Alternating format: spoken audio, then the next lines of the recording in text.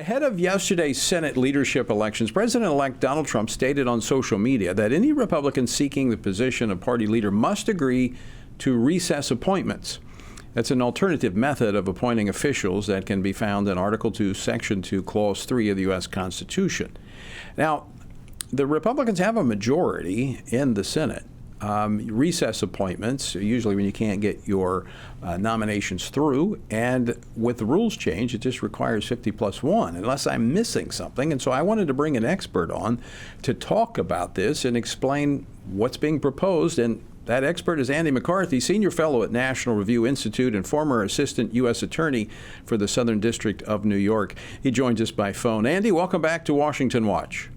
Tony, great to be with you. So, Andy, help me understand this, because I know the rules have been changed in the Senate, so where nominations could get through at 51, and so that usually the recess appointment is used when they're being blocked. If you've got the majority party and you've got all those votes, you would think that you could get it through with your party's support. Am I missing something?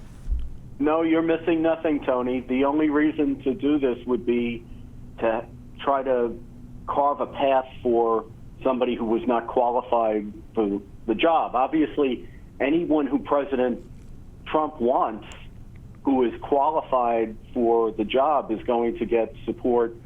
I think not only support from all of the Republicans, and of course, let's remember J.D. Vance will be the vice president, so he'll be there to break any ties, but I don't think that would even be necessary. But he'd probably get support from, somewhere between 5 and 15 Democrats, depending on who the nominee is. So there's no problem getting qualified nominees through, and there's no good reason to scheme for a way to get out from under the Constitution's requirement of Senate vetting before a nominee can be approved to take a high-level position.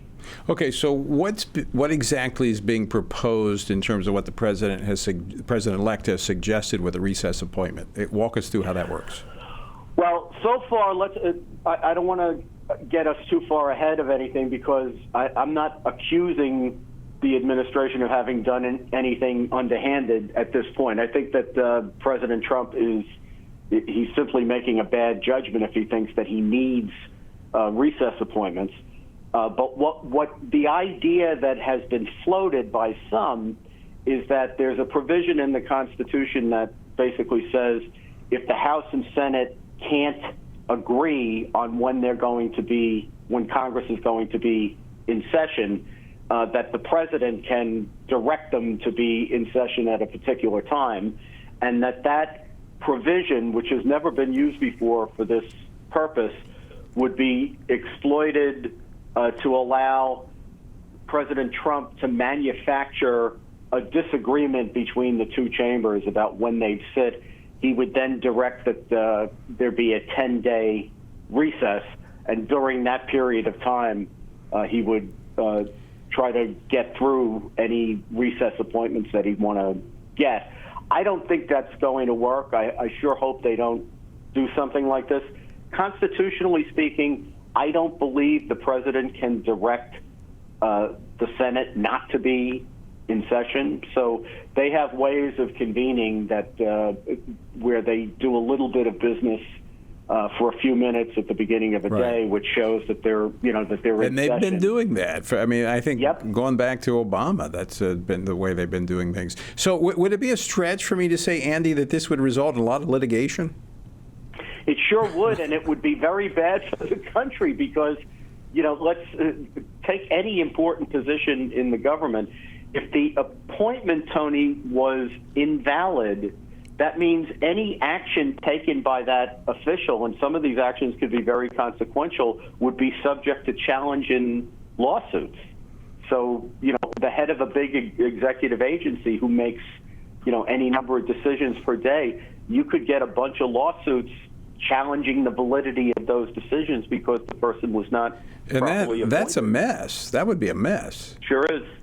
Sure would be. I have to say, I've been pretty impressed with the appointments that the president has made up until this announcement yesterday. It came out around the same time as the suggestion of Matt Gaetz as the Attorney General, and there was kind of some eye rolling in the Senate, and I wonder if it's connected to that. I certainly think that if the president anticipated that he was going to make some appointments, at least one, maybe others, that were going to be very controversial, that somebody in the transition camp has to be thinking about, well, how are we going to get those people confirmed? But, to your point, given how easy it should be for the president to under the current rules, to get a good nominee or even a passable nominee confirmed, I think they would be better spending their energy on other stuff. Andy, 30 seconds left, but we've found in the past that when you change the rules, they never go back. And so what we have to do is not just change them for today, but look at the effect they'll have 10 years down the road. Am I right? You're absolutely right.